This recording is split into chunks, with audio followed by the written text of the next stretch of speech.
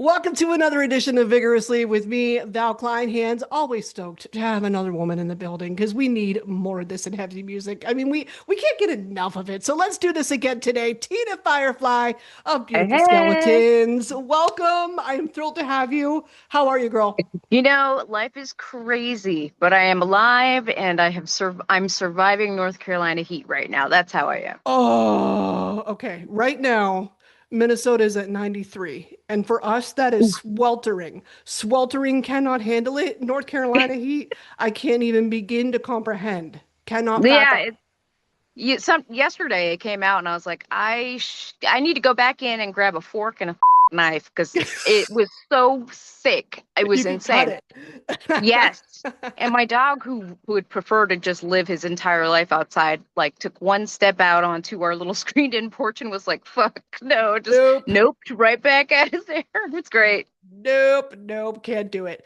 Well, did Yep. you did you grow up calling them fireflies or lightning bugs? Oh, okay. I wish the answer to that was like a yes or no, but I'm gonna take you down a rabbit hole because I grew up on an island. We have Mm. no fireflies. It's just not an insect that actually existed in my world. I saw them in Really? Disney movies. I'd heard of them. Yeah. But I'd never actually seen one until we were in Ringgold, Georgia. We were staying at our bus driver's house for a week, and my bass player was outside with me in the middle of the night. We were like talking about whatever, and I saw a bunch of glowing things, and I was like, "Oh, are those fireflies?" And so that was the first time I'd seen them. It was Yeah. awesome. And you've always called them that. Is there any connection between that and the name? Not not really. I mean, I've created a connection obviously over the years to, Hmm. make it seem like me, but I mean, I just kind of like stumbled upon the nickname randomly a long, long time ago. I actually thought it would make a really cool song title. And then I ended Yes. up just stealing it as a stage name, I guess. I love it. And you and I have some major moves in common too. You kind of just hinted at this a little bit ago. You went from the West Coast to North Carolina. I've moved around quite a bit in my life too. But Ah, how was that journey for you? Because moving's a lot. the, it, yes. And when I tell you that, like, I have an entire gaggle of people in my household, I am not even exaggerating, not a little bit. I have my mom. So I have two seniors. I have my mom and then my mother-in-law. And then I have my husband, and then I have three kids, one of which was already living here, two of which are still living with me and are minors. And then we had two cats and a giant, barky, goofy, stupid dog. So Mhm. yeah, it was a thing. Like surviving the transition is to me like my biggest accomplishment in the last 10 years. It was crazy. But somehow we all made it and we're here and despite the heat and everything, everybody really loves it here, which for the teenagers, I'm surprised. I figured they would be the ones complaining the most. I see. Is music the thing that gets you through those tough, stressful, hectic moments? Oh my God, yes. Everything is a song for me. I mean, to my detriment, probably, because anytime I'm just standing around, there's like a random raindrop hitting like an outside panel of something, and it's just like, and I'll start just creating a song out of nothing to the point where everyone's like, shut up, mom. So, yeah, I can't imagine not having something like that to occupy those little pockets in my mind that haven't gone completely fucking insane. Yeah. And you're working with other, be it producers, other musicians, whoever in the industry. You're working with different people Yeah. all over the country all the time. So Yeah. I imagine that most of what you do gets done remotely. Well, it is the case now. So, the band, Beautiful Skeletons, we all are in the Vancouver, Portland area. That was Washington and Oregon. Hmm. And we all been living there for a long time. And my husband's job took us out this way. And there was a decision that needed to be made at that point because, like, we're almost 10 years in now, right? We all have this thing that we've created, this baby. And nobody's ready to just like give up just yet. I mean, Yeah. and it's generally the death of a band once, one of the main members goes to the other side of the United States and can't physically be there in between. Um, but we all just realized in our heart that we were going to try anyway. And we got smarter about the business end of things. And there's so much to be done that has nothing to do with gigging sometimes. And I think really having time to focus on marketing and branding and that other piece of it where we want to grow our online base and then be able to pop into a festival or do select gigs throughout the year as we can and kind of pull people together then. So we have to change our strategy, but no way are we stopping in any way. I have so many follow-ups here. First, I want to talk about the fact that I had to spend some time in Washington to understand that there's a distinction between Vancouver, Washington, and Vancouver, British Columbia. Do you like I don't know how many people like Yeah. just miss that, especially if they're not from that area or haven't spent any time there. I learned Yeah. because I went to the Mount St. Helens Memorial. And they Oh, actually like explained that the guy on the radio when it blew who says Vancouver, Vancouver, this is it. Like he wasn't they explained he wasn't talking about across the river or whatever it is. He was yeah. talking about Vancouver, Washington. And I was like, Yes. "Oh, okay, history. Okay." I know. And it's funny because when we gig and we tour around the US, and the moment we say, I've learned to say Vancouver, Washington, like the whole fucking You have shebang. to. Yeah. Yeah, because every time we say we're from Vancouver, and everyone's like, "Oh, we love Canada," and I'm like, "I know the other Vancouver." So I was joking for the longest time with the guys, like we need to get a shirt that says we're from Vancouver on one side, and then the other side says the other Says Vancouver. Washington. Yeah, I just just like if if you ever decided to go the core route too, I just always thought that that would be a solid call out for a breakdown. Vancouver, Vancouver, this is it. that Like I would just be. I'm like I just want somebody to do it. I want somebody to do it Yeah. because I'm like this Okay, I'll that keep that in story mind. that story is so fascinating to me. And I want to hear more about the strategy too. We talked a little bit about this just now. You're seeing what everybody else in the industry is doing. You're watching other bands, you're talking about upping your marketing and your social media game. So, what are those conversations like right now? Just in the last couple of years, we started to really hone in on that. And that just took a lot of us just talking to others in the industry, talking to the few successful musicians that we maybe have access to, understanding where to funnel our money because Mm, obviously we're not making money. Not really, I mean, we're still pouring money into things like this. And so understanding like how to plug that hole so it's more sustainable long term.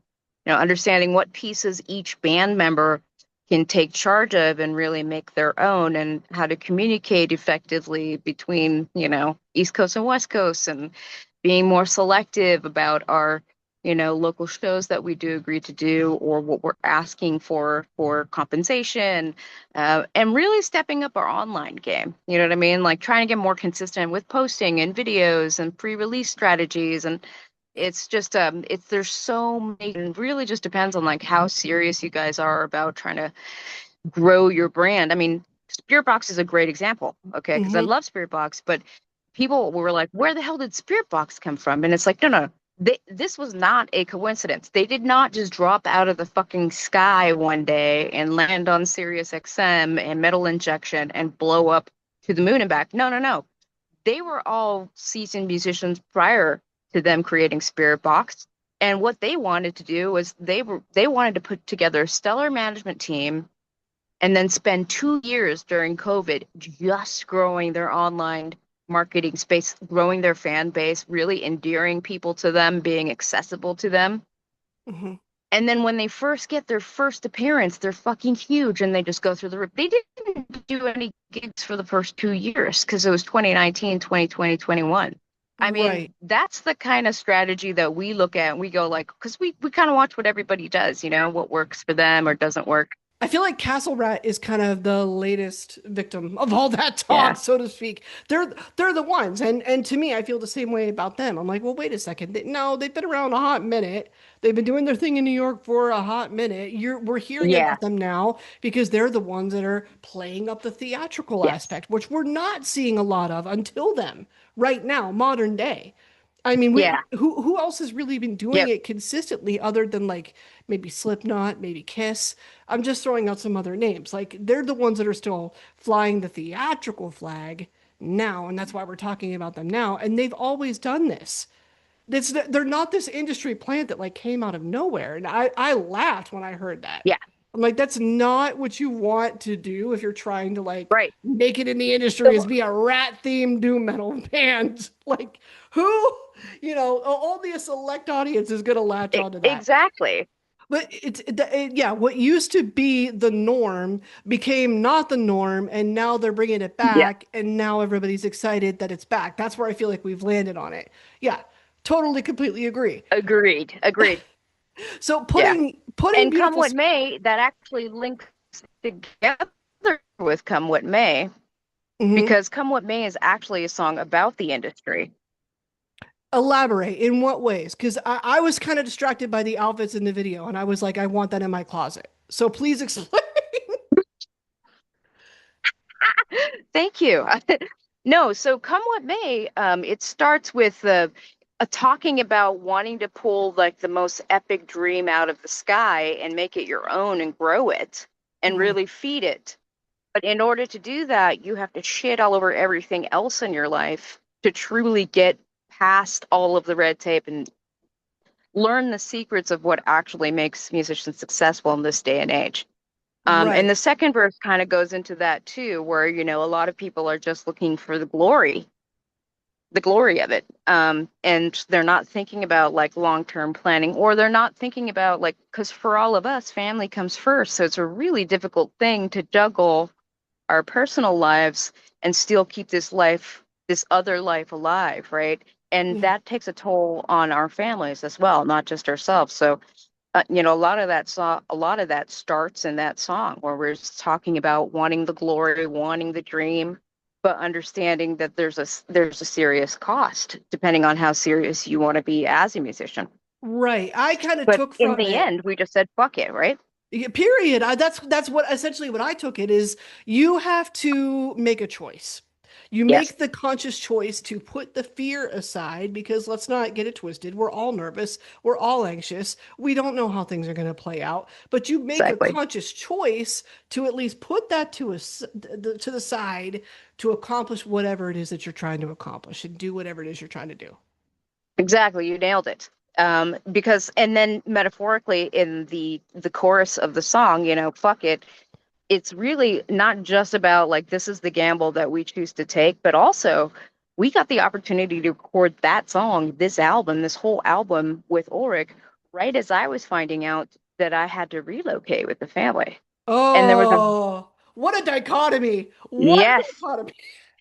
And I remember sitting and I won't get too detailed because I like to keep some of that private, but on top of that, I was actually sitting in a children's hospital writing the lyrics out to those songs. So I was sitting at the crossroads of all of those things, and so were the guys, right? Because like Mhm. what the implication was, like if I leave, you know, we always said like, how do bands do that? We don't know how they. And so there was a moment that we all had to say, look, we we choose to do this right now, knowing it could be all for nothing, could just Period. flop on its face. We could just dissolve, like our ties could dissolve, whatever the case is. Like we realize it's a huge gamble, and it's already a gamble pursuing this in the industry. So that's where fuck it came from. And there's no better verbiage for it. That is how Yeah, it feels. But tell me, I definitely want to talk about working with Ulrich too, of course, on this. What was his yeah. initial reaction when you bring Come What May to his studio? Oh, well, let me tell you, like he's how do I describe it is a true treat to be around Ulrich because he's so down to earth. It's insane. Like I thought he was punking us a little bit when we first met him and stuff outside of the whiskey.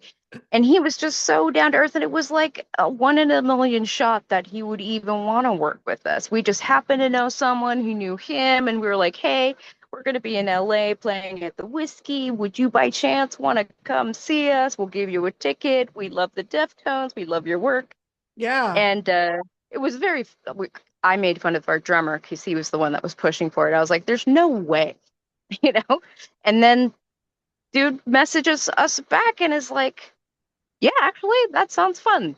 because When? What? how What time? how often does somebody have the balls to ask? If I'm Right? thinking about it from his perspective, this Yeah. person's coming to me asking it all. I'm like, oh, all right. Well, they do have some gumption. Let me see what this is all about. Yeah. Well, and what's funny, and he's probably going to see this later and laugh at me, but what's funny is like, I'm so self-deprecating. Like, I'm always like, he's not gonna laugh. Like, why would he want to hear me, my stupid voice? Yeah. That's all the negative self-talk going in my head. And he was just so cool and like made me feel at ease like the entire time. And when he started leading us for like trying to help us develop some of the songs that we had that were raw, he had a huge influence in sort of how we structured that song. So I accredit that to him for sure. Yeah. He's not going to take the credit, but yeah, I mean, working with him was a real treat. And he, I thought he was going to hate it all. Of course, I always think that. And then he actually loved it all. And I mean, obviously, because he could work with anyone, right? I mean, he could work with any artist at this point. We're nobodies. Well, So, and how different really is your sound versus other people he's worked with? Not really. It's in the same wheelhouse. yes, yes. And yet he still, I like, for whatever reason, I mean, he just had so much fun I mean, I'm sure he was ready to kill most of us at some point, but we all had such a fucking spiritual fucking experience doing this. It sounds so stupid. It sounds exactly like somebody would say sitting in front of LA at like a fucking we had a spiritual experience. We made this album together. But no, seriously, it was next level. It was a next level experience and I'm so grateful we got to have it. If nothing else, wherever this goes, you're going to remember that forever. And that's why I believe, like, absolutely. Yep. And if an opportunity knocks, I will open the door. I will open the door and at Yeah. least explore what's happening. And but it's hard to do Yep. that when you're going through a lot and you're trying to stay clear-headed. Some of us, I just Hmm. wanted to take a moment to thank you for running cold specifically, and specifically the lyric that says, "Don't let the hurt decide." Because if I had heard that Oh a my while God. ago, Yes. Hmm. I would have been like, this is so, I think it's very profound and it puts a lot in perspective when you are in the middle of those tough moments and when you are in the middle of those like make or break it decision times, those hard times, those tough times. So thank you for writing that as somebody that does deal with depression or anxiety from time to time. Yeah. Are you seeing that maybe this is a theme Beautiful Skeletons could run with? It's just this overcoming that we're talking about. I mean, when I started looking at like all of the lyrics together, because I generally don't sit down and look at all the lyrics together as a big picture for whatever reason, although I've heard of people doing that. I'm not that organized. But when we were really sitting down and like I was looking at making the graphics for the vinyl, I wanted to pull like central themes from each song, kind of give them each a symbol Mhm. and do the graphics around that. And I realized that very same thing you just was that like, oh, a lot of this is about overcoming, like when I stop and think about it in the most simplistic terms.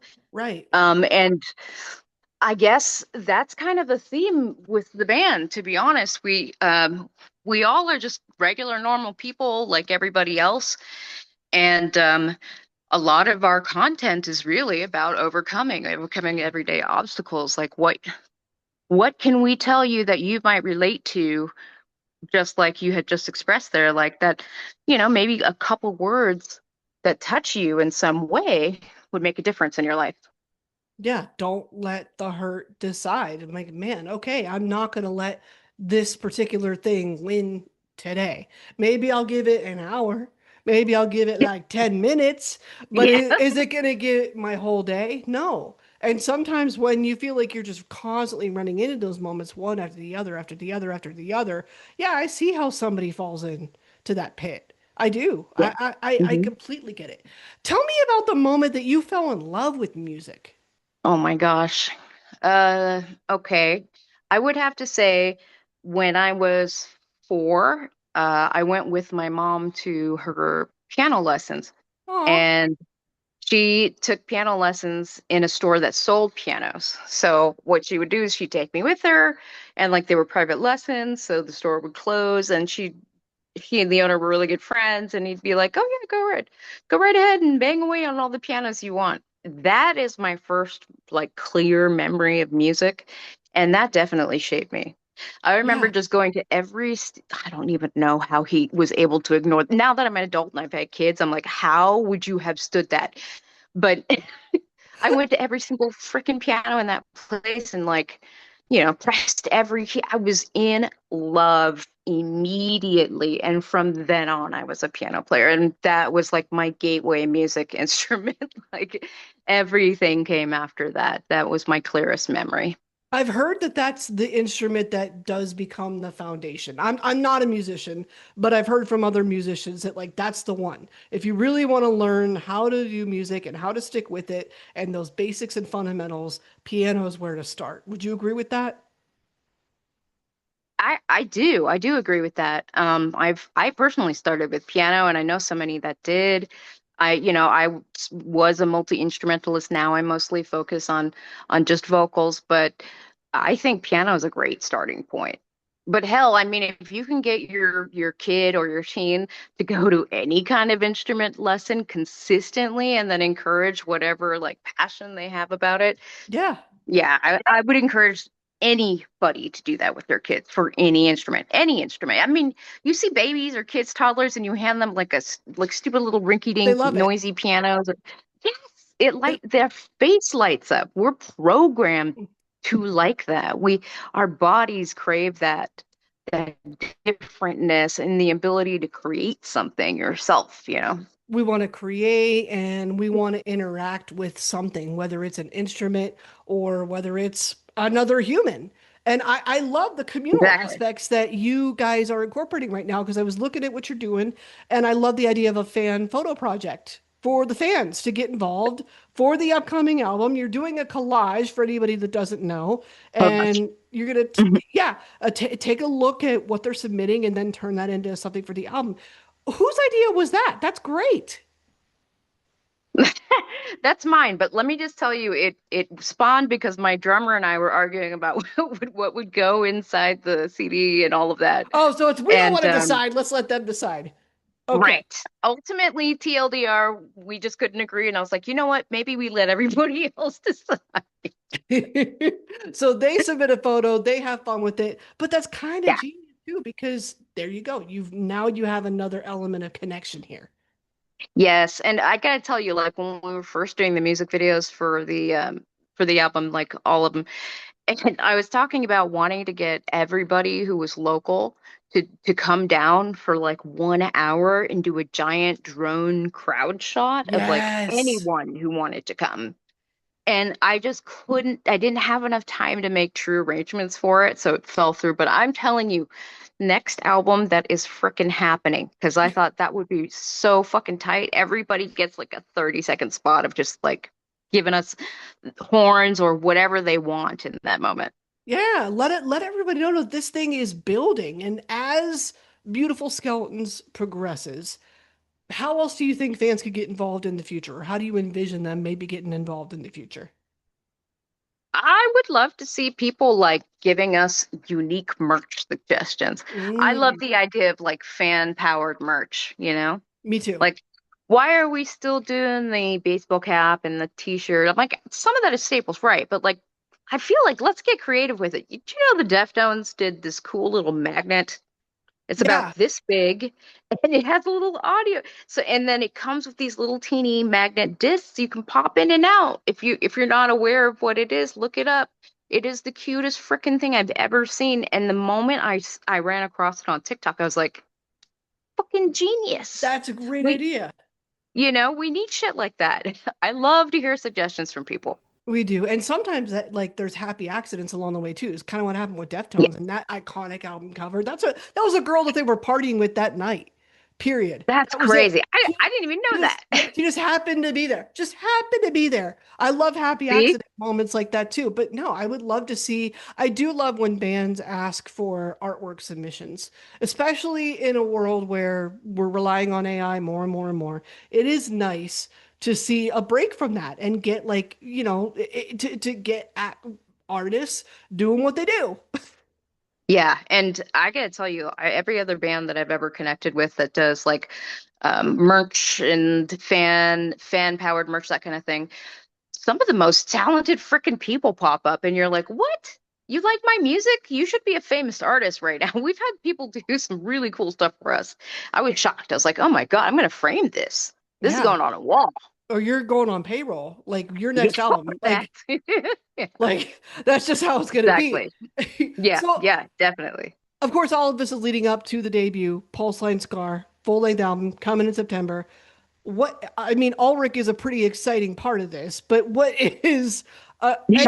anything else exciting that comes to mind in the making of this album? Yes. Um, I gotta say that being as we were all sort of on the verge of like a potential crisis, the vibe and the energy that we poured into this was very much a fuck it, like this is a last hurrah, YOLO kind of moment. And that flavored it in a way that I don't know that we'll ever be able to recreate. Do you hear it when you listen back to what I you've do. done? You hear that you guys feeling that way. Absolutely 100%. And it's really weird because, as we prepare for the pre-release of a lot of these songs, just and here we go. I'm going to pull the cover back a little bit, the curtain back for Do it. so you can see the man behind the curtain. But when you're an indie band promoting your own work, knowing what the SEO content is, so knowing what the key phrases, hashtags, all of those things are so important because if you don't know this, for those of you listening, and you probably do, but if you don't know this, it's super important for all of those little hashtags and words and catchphrases and tags to be accurate to pull in potential users or like put you in a place in the algorithm where you get more reception. And one of the things I kept seeing as it was generating these tags was emotional rock. And I remember getting so Mm. fucking annoyed. For whatever reason, I was like, what do you mean emotional rock? Like, what are you saying? I'm a sissy? Like I was, was kind of upset. And then I realized, like, no, it's literally just categorizing it as that because it is that. Then I it kind see. of hit me like, okay. Because I remember when we first talked to Ulrich after he'd seen us play, he was asking us what we would classify ourselves as genre wise, right? And like this is a hard one for a lot of bands who do any kind of like cross genre blurring, right? Because Right. you want to say like the right one, but like where other people hear it, they might classify you as something else. I'm always interested to hear what other people think we sound like. So really listening, and he goes, "I would consider it vibey." I And see. I was like, vibey. And I kind of looked at the guys and I was like, what does that mean? Like it was like a code word for Emotive. something. Emotive is the word that comes to mind for me. That's how Yeah, I would explain vibey. exactly. But I just would in that moment, I was like, I'd never heard vibey, like vibey metal, vibey rock. So like after we left the conversation, I remember like looking it up because I was like, what the fuck is vibey metal? And AIC comes up, Deftones comes, and I was like, oh, I see what he's saying. It took me a second, but I got it eventually. And But yeah, that just lends to the whole emotional rock. Like it's really based on life.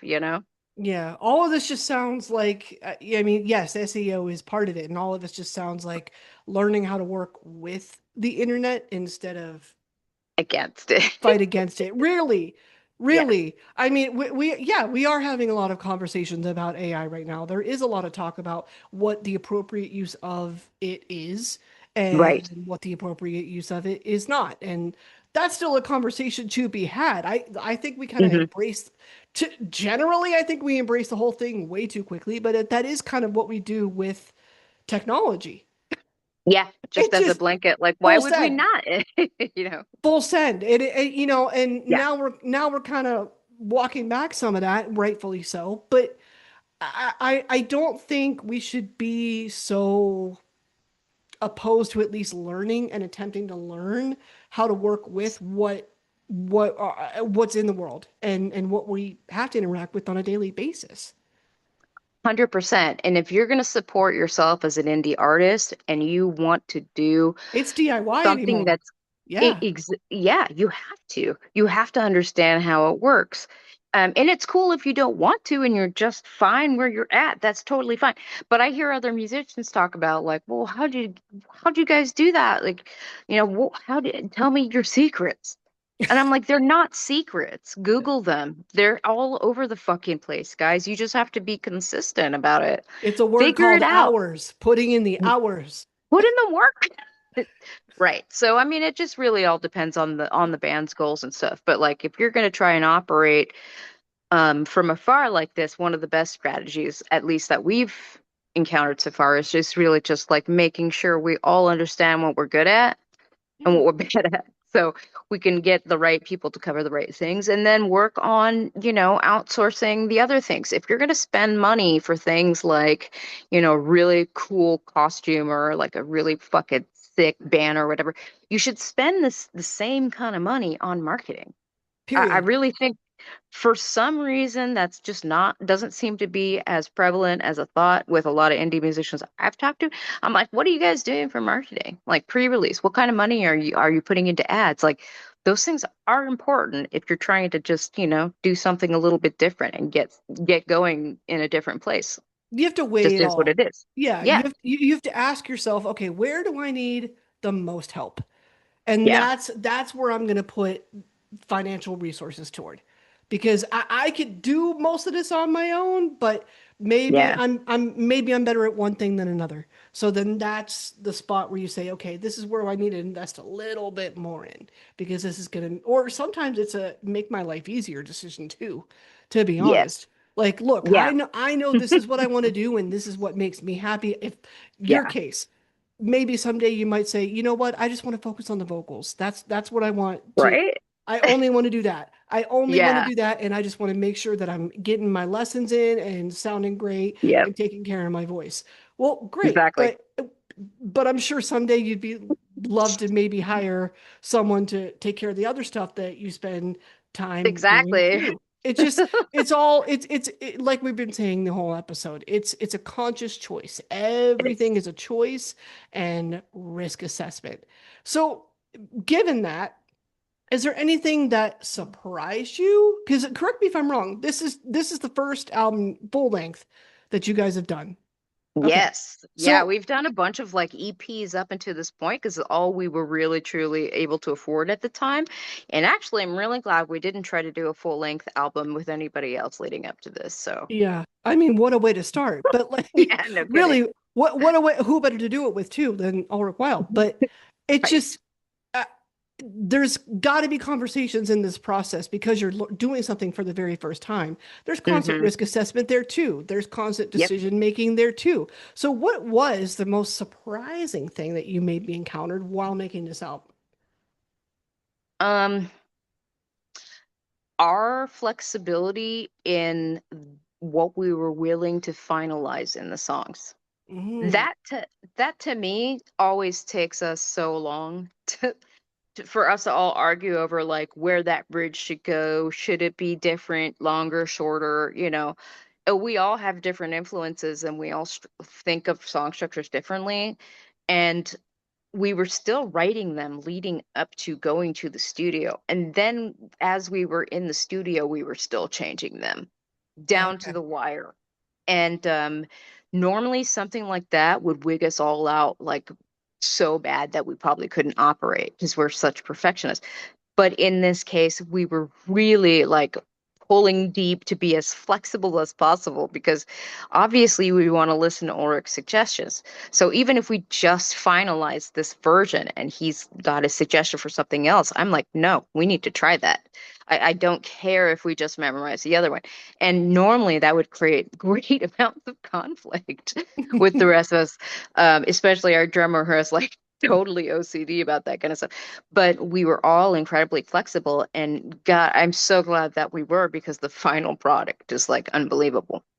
Is that the secret to good collaboration is flexibility? Yeah, but Just being open to at the very least, hear me out. It's a hear me out yeah, situation. Being open to that. totally. But you just have the added stress of like, okay, studio time is studio time. This was expensive, Well, and yeah. you're like, God, I hope I'm not wasting time. Like we all kind of think of it that way because we recorded this entire thing in less than 3 weeks. I mean, people I don't even know. There are other EPs we've spent longer. recording. So for us to shit this out in 30 days, I mean, insane. And don't get me started about the fact that we were staying at the apartments behind the whiskey, Lemmy's. Oh man. So So that's a haunted. playground. A So playground. haunted. Oh my God. Haunted. Yeah. Okay. Hold on, It's haunted. so. We heard haunted. We need okay, paranormal Mhm. stories. Paranormal stories. Let's go because I'm all ears. Okay. Okay. We've stayed in that place twice now because Mhm. Mike is awesome and we end up staying there. The first time, I had weird vibes, but like nothing went too crazy. And we were only there for a weekend, so I didn't really get it. When we came back, we stayed for a month. Okay. Mhm. And we had rented both the upstairs and the downstairs because there wasn't enough space upstairs for all of us. So we got the bottom two. So we're in there, and I'm down in that apartment with my bass player. He's got the bedroom, I've got the couch because I fit on the couch, and that's where I like to be. Okay. And in the middle of the night, I'm hearing doors and getting this weird ass feeling, right? And I'm like, "Ugh." Normally I ignore that shit because I'm just trying to go to bed. Well, when things start moving, I'm like, okay, that's too much. My bass player comes running out of his room in his freaking like boxers. He's like, oh my God, what happened? He goes, you didn't hear that? I'm like, yeah, I've been hearing shit all night, but what happened? He goes, my closet literally opened in front of my eyes. I said, what the fuck? And it slammed shut. And And I was like, so wait, is that the magic word to like get it to stop then? Is that the magic phrase? dude, I was like, Yeah. okay. So we decided we were going to consolidate upstairs, right? So we Okay. all move upstairs. I'm like, I'm still on the couch. So he gets one of the rooms, and the guys end up bunking in one room, and Huey gets one room. And in the middle of the night, like, there's shit going on. I mean, like, the phone was ringing. There's nobody on the line. Like, the What? great, just insane shit. And I'm like, oh my God, it's up here too, right? I'm more annoyed more than anything because I am fucking tired. This is like the first night. I'm like, this is bullshit. We're gonna endure this for 30 days. I was like supernaturally pissed. I was walking around going, fuck you guys. Like, this is not cool. We're kind of recording, like, giving this whole diatribe and things. And the whole time that we were there, the craziest shit was happening. In fact, I woke up one night and my bass player's staring at me praying. I'm Praying. like, Jason, Okay. what the hell are you doing? He He was goes, not aware you're of this? I was not aware. I literally woke up my eyes and he's sitting there praying. And I'm like, what is going on? He's like, your foot has been dragging upward since you fell asleep, and I don't know what to do. And I don't know what to do. Oh my Lord. Wait. Because So you hear him praying, but it's not because of possession. It's because he's trying to look out for you. he thinks that I'm gonna get drug off the bed by this thing. I had felt it, but again, I was fucking annoyed. I was like, fucking whatever. Like I'd Oh shake my head. wow. What? I So, just was trying to go to bed. so there's a lot of activity, a lot happening. My goodness. Had you ever experienced anything like this before? Is this your first Not this time? much. No, no, I've had other experiences, not this much, because let me tell you, it would wake me up in the middle of the night, whatever this was, would wake me up in the middle of the night and would fill my head with lyrics. I Oh, rewrote, maybe you found a musician. But then they should have I learned that you wanted to rewrote get some things. sleep.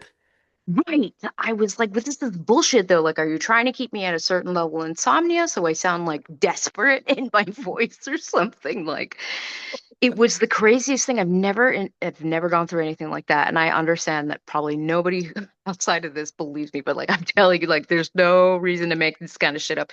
It filled my head with lyrics, and I changed most of the lyrics to the songs the night before I put vocals down for them. Well, did you feel like they were better? Yes, You did. 100%. Okay, then Yeah. it worked Yeah. out. Yeah, it did. It did. And it was funny because the guys were like, that is I don't know what's happening to they're all like swirling around her, making her life hell. It's fun. I don't know what it was. It was They're weird. trying to communicate, trying to say something. I mean, that's honestly not the Yeah. first. That's not the first haunted story I've heard about that area. Like I've heard other ones too, but Have you? that's a lot of just general. Yeah. People say things like, "Oh yeah, Levy's ghost was here the other night," things like that. Ba, ba, ba, ba, ba. Yeah. There's stories. There's stories. Yeah. I'm entertained by them regardless. I'll listen. I'll always give it a Yep. minute. You know, Yeah. I don't know that I believe in like full blown apparitions, but do I absolutely believe in sonically proven, scientifically proven residual energy that Yeah. sometimes like expresses itself through the walls and stuff that's like trapped there? Yes, I do. Yeah. I believe that that could very well be some of what's going on. Who knows? A lot of stuff happened in that area. We know this. That's Oh yeah. documented. Yeah. So, Yeah. I mean, is there something that's like circulating sonically somehow? Just back and forth, back and forth, back and forth. Who knows? It's possible. I'm not going to say it didn't happen. Am Yeah. I going to Yeah. say it's not ghosts? No, because that's not fun. I mean, there is a part of me that wants to think that maybe that's also possible too. Yeah. I mean, either way, whether it was the voices in my head, which there are so many, or actual ghosts in that area. It inspired me, possessed me, filled me, injected me with the creativity that spawned this massive last minute lyrical change, which I don't do that normally. I don't do that last minute at a studio. So whatever it was, it worked out really well and it made for a very unique how this album was made story that I think most people are going to be like, she's fucking crazy. Crazy or not, they can Yeah, decide. They can stay yeah, there and they can experience it for themselves. Who knows? exactly. Yep, exactly. If you dare. Exactly. Yep. What do you want people to feel when they hear this album? Man, I want them to understand that they are not alone. All of us experience these different levels of life. And as much as that we can make so many good, wonderful, sad ballads about how our pain makes us feel, we can make a lot of songs about how we got through it too. I kind of look at it as a circle for this album because, we call it Pulse Line Scar. We came up with that when we were writing for the studio. And we just think of it like we're all going to have this heartbeat. Everything is connected by this thin heartbeat, and we all experience different peaks, but it's the same one. And when it's all over, it leaves a scar, and regardless of the experience. So it's kind of the thought behind the album name. So I hope people find meaning in it, just like you found meaning in Running Cold. Yeah. This is just I hope that every song has its person that it's meant to influence, and maybe people find that it helps them.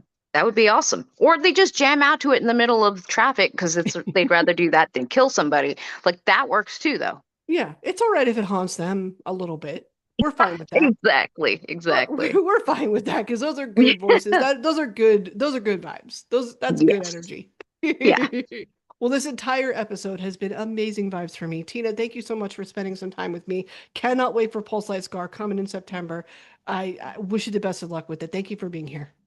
Thank you so much, Val, and thanks for having us on. And we really appreciate your time. You guys rock.